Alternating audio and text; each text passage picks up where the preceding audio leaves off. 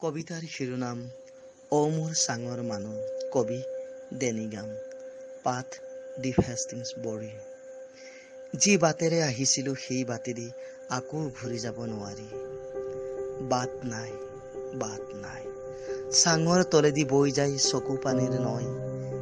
কিনো পাপ কৰিলো ঐ, ভোক আছে ভাত নাই অ চাঙৰ মানুহ। কি আছিল কি নাছিল কি হিচাপ কৰিছ, মই যে শূন্য হাতেৰে আহিছো তোমালোকৰ ওচৰলৈ। চাঙৰ তলতো পানী ওপৰতো পানী, বতাহত নুশুনি তোমালোকৰ অমাতৰ মাত।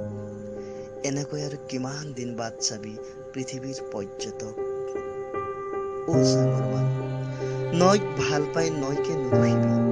ভটিয়নি সোঁতত উটি আহিছে গছ গছনিৰ মেটেকা ফুল, উজাই আহিছে উজানৰ মাছ। এয়াই জীৱন। ককা দেউতাৰ প্ৰাচীন টুলুঙা নাৱত উঠি বৰ্ষা ঋতুৰ জোনাক ভ্ৰমণ। ধিমিক ধামাক চাকিৰ পোহৰত হেৰাই যায় সপোন, হেৰাই যায় প্ৰিয় গান তোমালোকৰ।